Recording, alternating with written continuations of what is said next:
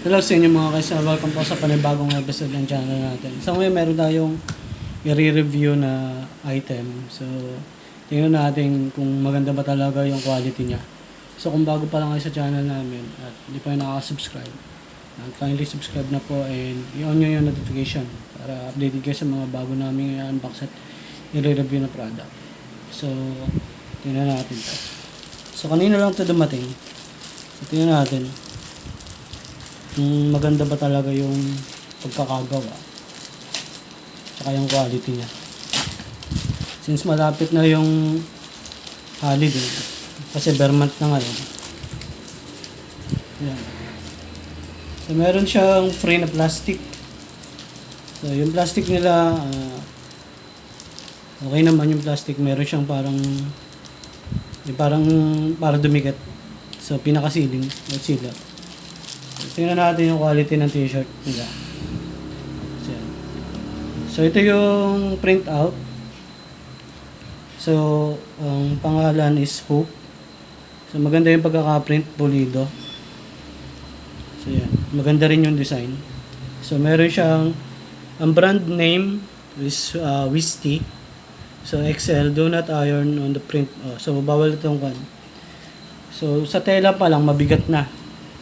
So, alam mong quality na siya. Ito kasi yung uso ngayon, yung makapal ang tela tapos bagsak. Para kapag sinuot, hindi bumabakat yung tiyan ba. So, tingnan natin. So, itong una, titingnan natin. So, meron siya dito, sa baba. Akala ko dito nila nilalagay sa kanya. So, ito yung brand name, Wisty. So, meron din siya size. Ito yung pinaka tinatawag nilang hem. So, ayun lang. Nalimutan lagyan tong isa. Yung Excel wala. Sa sleeve.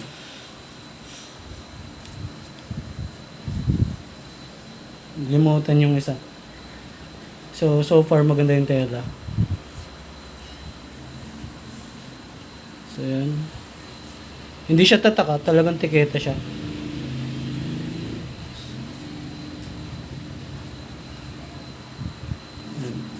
So, sinsin yung pagkakatahi. Tingnan natin yung quality. Mamaya ipipit namin to. So, tingnan natin. So, ito yung sinasabi ko na meron sa sleeve. So, okay yung kanya dito sa sleeve. Nalimutan lang yung Excel na lagyan. So, okay lang yun. So, yan. Medyo hindi pulido yung kandito. Pero so far, okay naman yung pagkaka-print. Ayan. Tapos dito, mas dito malinaw. Doon sa tiketa, malinaw dito yung pagkakawan. Ayan. Dito sumabla yung eye. Dito malinaw. So, ewan ko lang kung bakit gano'n. So, sa likod wala siyang tatak. So, tingnan natin yung iba. So, yung design niya is Hope. Brand name ng damit. O, yung gumawa is Wisty. So, yan. So, Hope. Medium naman to. Ito, XL. Itong Excel na isa nalagyan. So, yung isa, hindi. So, siguro yung isa, yun na lang yung susuotin ko.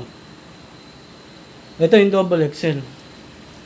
So, ito yung pinaka-double XL nila. Ayan. Mas maluwag. Sa mga matataba or yung mga gustong magsuot ng... So, kung gusto nyo bumili na ito, pwede kong iwanan yung pinaka-link saan pwede makabili.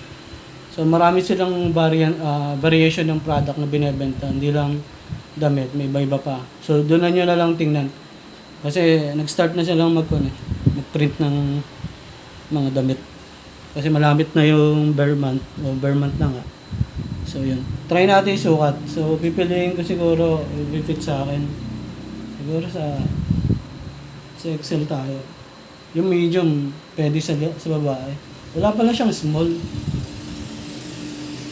Gusto ko try yung Excel. Kasi wala siyang dito eh. Sige, post muna namin. Pakas pakita ko sa inyo. Ay, ito pala nakalimutan ko guys, oh. Ito yung pinaka-sticker niya. Free sticker, tsaka yung free tag. Yung tag siguro, hindi siya kakasya dito. Siguro dito na lang. Isasabit na lang.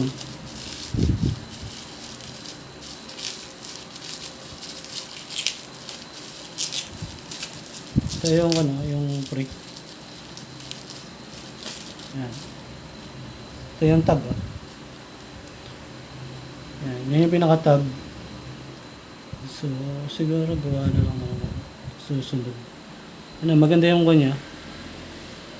So, kung maglalagay kayo ng tag, ibebenta nyo to. Yan. Dito nyo lang siya ilagay. Kaysa magbutas kayo. Kasi hindi kakasya dito. Eh. Wala siyang outlet. Pwede mo siyang ipasok dito. Yan. Diyan na. Yan na yung magiging tag niya. Nakaganyan. Siyempre gugupitin na lang yan pag binili. Tapos ito, meron siyang free sticker. Yan. Yung free sticker niya. Yan. Ilalagay niya sa loob ng plastic. Kaya sila may plastic na nito. Yan. Kasi ibebenta rin nga eh. Pambenta rin to eh. Yan. So, try natin i-fit. Kala ko naiwanan. Yung isa lang sa mablay eh. Hindi nalagyan ng sleeve label. So, ang i-fit ko na lang yung may sleeve label. Makita nyo. Try natin yung large. So, yung medium na. Medium din. Large to, large. So, depende sa inyo kung gusto nyo magsuot ng maluwang. Kasi niya, pero mas gusto ko kasi medyo sakto lang. So maganda yung fit niya sa akin. Yun yung napipil ko. Komportable ako, hindi pa katong tiyan. Sakto lang, may mga bilbil kayo. Maganda kasi yung tela niya. Hindi siya yung parang sobrang nipis na babakat. Makapal siya. Tsaka yung pagkakoto niya maganda. So, ang alam ko dito 10 o 20% polyester kaya bagsak yung dala. Kasi kung 100% cotton siya, yun nga, babakat yung mga bilbil niyo, yung mga tiyo. So, ito, at least hindi. Para sa akin, mas okay ito. Konting plancha lang para yung mga kulubot. Nagkaroon siya ng parang pinaka-pino dito. So, ito yung pinaka-kanya, sleeve label. Tapos dito meron siya, hem label. So, yun. Sa akin okay yung large. Large sa akin. Kasi pag medium more pang pambabae na siya. So ngayon makita natin yung pambabae. Ayan. Hindi na nagsuot na yung medium kasi umalis na yung model natin. So ito yung pinaka-medium niya. Kunti lang yung difference sa large. So more on parang kwan siya. Pambabae na size. Kumbaga unisex naman to. Depende kung gaano kalaki yung magsusuot. Pwedeng babae, pwedeng lalaki. So, depende lang sa size mo kung ano. So, sa pakaramdam ko, pag sinuot ko siya, komportable naman. Hindi siya yung sinasabing mainit. Sa feeling ko hindi siya ganun kakuan. Yung parang sasabihin mainit.